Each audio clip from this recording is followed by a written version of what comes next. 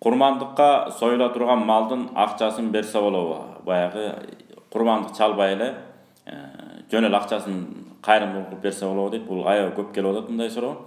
Негизи болбойт. Мисалы зекеттин акчасын берип койсок болот. Үшүрдүн акчасын берип койсок болот.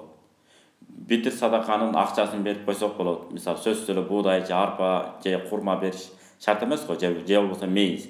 Ошолордун акчасын чыгарып эсебин берип койсок болот. Бирок курмандык андай болбойт. Курмандыкты сөзсүз түрдө дагы бир сыйра тактай кетели.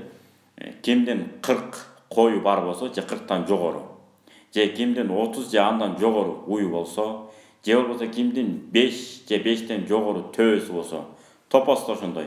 Кимдин 30 же 30дан жогору топоз болсо, мамалактары да ошо эсептелет. Ошолар бар 30дан өйдө болсо, ошолорго курмандык чалуу милдет болот. Бул мал жагынан. Эчки дал ошондой. 40тан жогору болсо, курмандык чалуу сизге милдет болот.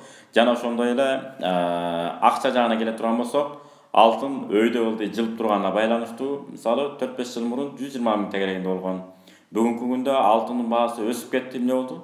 190 миң, 193 миң, 188 миң нары бери болуп турат. Ушул алтын эсеби менен. Ал эми күмүш эсеби менен 26 миң сом акчаңыз бар болсо деп.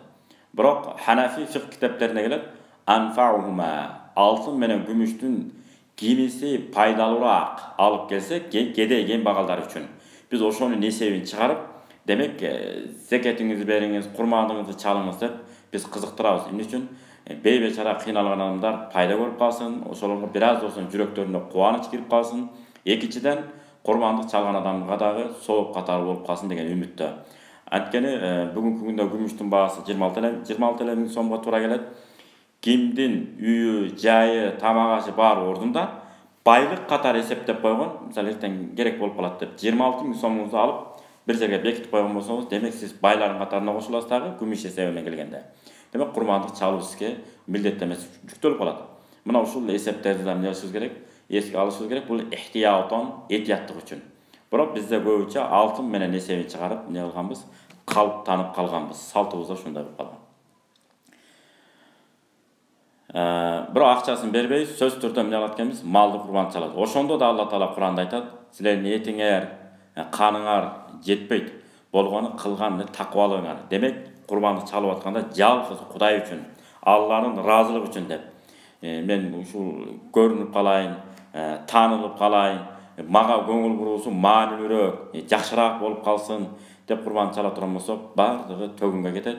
Чала турган курмандыгыбыз дагы жарабай калат. Ошол үчүн жалгыз калыс Алла Тааланын ыраазысы үчүн эмне кылабыз? Курманды чалабыз.